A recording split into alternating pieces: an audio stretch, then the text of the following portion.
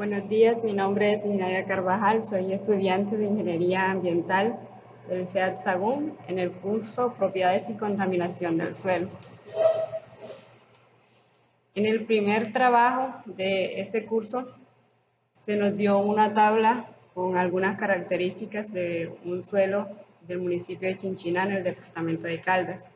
Y de acuerdo a esas características nosotros íbamos a ubicar el orden taxonómico de ese suelo.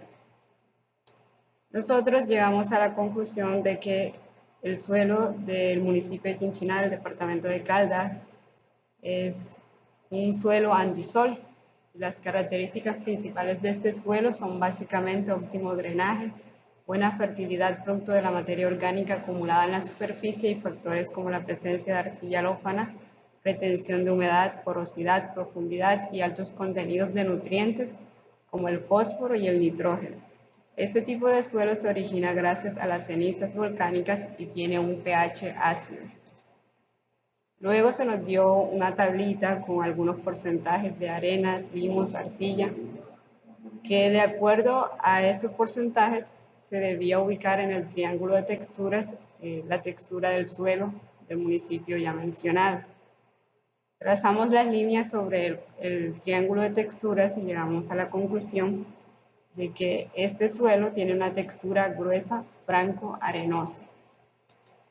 Para el segundo trabajo se nos pidió la formulación de una hipótesis con respecto a algún problema de contaminación del suelo y en resumidas palabras, nuestra hipótesis fue la siguiente. Los productos utilizados en la agricultura extensiva para el cuidado de los cultivos contaminan el suelo con metales pesados, produciendo cambios en su composición y aumentando la biodisponibilidad de estos.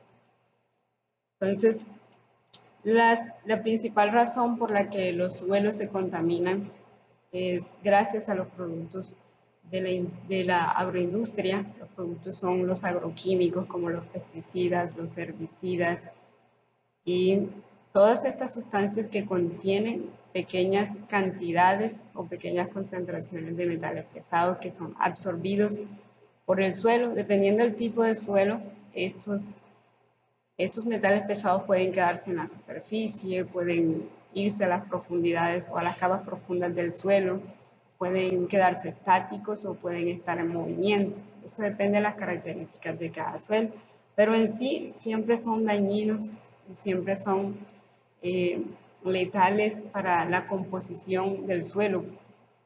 La mayoría de las veces pueden afectar su pH, su estructura, su apariencia y la disponibilidad de algunos elementos importantes para la producción de alimentos, como lo son el fósforo, el nitrógeno y otros elementos más. Para la solución del problema que es la contaminación de suelos por metales pesados, se nos pidió también que propusiéramos dos alternativas para descontaminar el suelo. Entre esas nosotros escogimos reemplazo del suelo y fitorremediación. El reemplazo del suelo consiste en extraer el suelo contaminado, ya sea todo o poquito, y reemplazarlo por suelo limpio. Esta tecnología la descartamos y en su lugar escogimos trabajar con la fitorremediación. La fitorremediación es una biotecnología basada en la capacidad de algunas plantas para tolerar, absorber, acumular y degradar compuestos contaminantes que en la actualidad están siendo aplicados en diversos países para recuperar suelos contaminados tanto compuestos orgánicos como inorgánicos. Entonces, la fitorremediación la escogimos porque es una tecnología que se puede aplicar a suelos contaminados bastante o en grandes proporciones y en medianas proporciones. Es una biotecnología amigable con el medio ambiente, es menos costosa. Se tarda mucho el proceso de descontaminación, pero es efectivo. En el caso del reemplazo del suelo se necesita mucho dinero, mucha maquinaria y se pueden contaminar otros suelos con el suelo que se extrae si no se trata. Entonces, la biotecnología fitorremediación es mucho más barata y eficaz. En conclusiones, el uso de agroquímicos es la razón más relevante por la que los suelos contienen metales pesados. La contaminación de los suelos es un proceso lento y casi imperceptible, por lo que aún no es un problema de contaminación regulado por leyes. Las técnicas para recuperar suelos contaminados generalmente son muy costosas y lentas. Si los suelos se contaminan, los ecosistemas se pueden ver afectados o alterados.